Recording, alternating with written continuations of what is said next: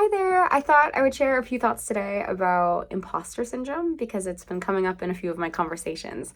So I thought I would just share some reflections that I've been having. For those of you who might not be familiar, my understanding of imposter syndrome, at least, is this feeling of self-doubt or fear about your belonging in a community. It's a self-doubt that's associated with like a lack of feeling like you have the lack of skill, the requisite skills or capabilities, to such an extent that you feel like you're an imposter in a particular community. You don't belong. And so my claim about imposter syndrome is that it is inherently self-centered. And I don't mean selfish.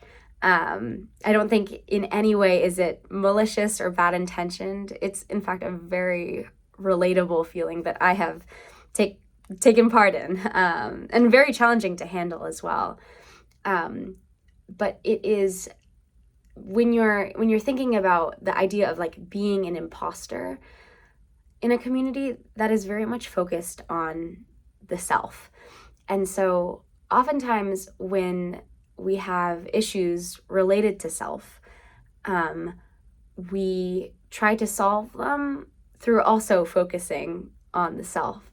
And so a lot of pieces of advice that I've heard are just like people just trying to tackle how to like cure this feeling of imposter syndrome are very focused on building your self-confidence, sort of eradicating that self-doubt through like recognizing that you are enough, you belong, that sort of sentiment, or even that idea that like don't focus on what other people are doing, focus only on your trajectory and don't worry what other people think, which I imagine has helped some people. I know that I don't know, I think we have, especially in social media, there's definitely a focus on like how to build that self-confidence in yourself. But I want to go deeper with this. I want to be more rigorous than that because I actually think the root cause of imposter syndrome is more than just a focus on the self. And I'll use an example. I'll use the example of education, the idea of feeling imposter syndrome in kind of a school setting. Because I go to kind of like a high performing school where there are a lot of very talented people. And so I think that conversation has come up a lot amongst my peers because they don't feel on par with everybody else in terms of intelligence or capability or talent or all these sort of things. And so I think my question is, what would it look like if we shifted our focus on education from thinking about education as a means to benefit ourselves, as a means to advance our own careers, and thinking about how we can acquire as much knowledge as possible? What if we shift from that to an understanding of education as a means to benefit our community around us and contribute to the advancement of humanity? Because when we think about it like that, when we shift our focus from an individual perspective to a collective perspective, whether we belong or not in a community is actually irrelevant.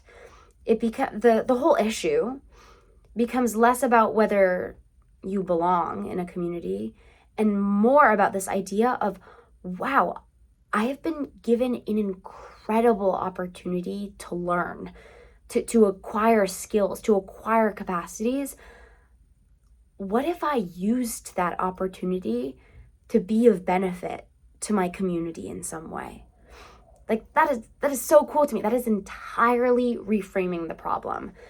Baha'u'llah, the prophet founder of the Baha'i Faith, says, all men have been created to carry forward an ever-advancing civilization. Wow, that is a big charge. That's a big responsibility. But I think we can entirely eradicate the problem of imposter syndrome by thinking about school not in this individualistic way, but rather as just this we've been given this responsibility. When you receive an opportunity that great to get to go to school, with that comes an incredible responsibility to use it as much as possible, to soak everything up, to then make a contribution. And I think that can really help us. That can really help us in shifting our mindset.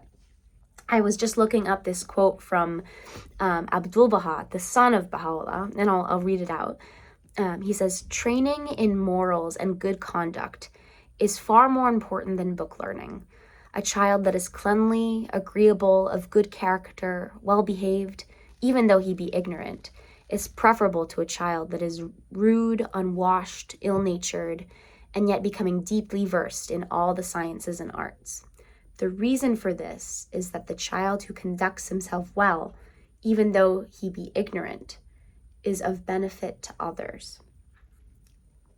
Now, Abdul-Baha goes on to say in this quote that if you have both a wonderful character and strong book learning, this is light upon light.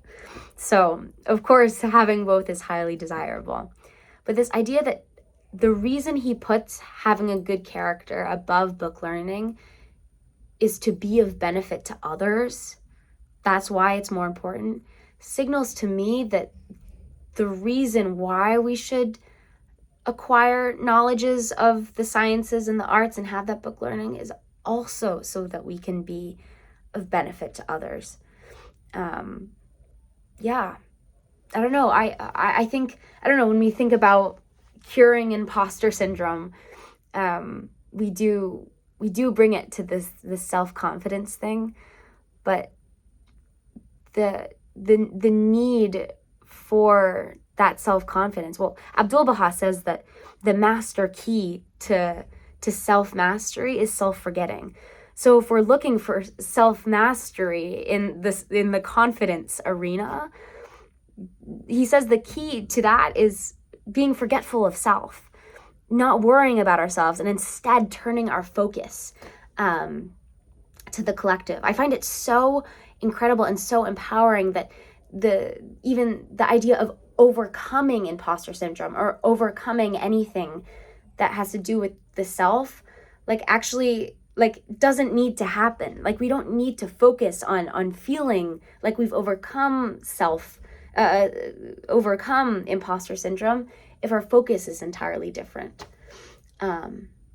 So yeah, just a few thoughts. Thank you so much for listening.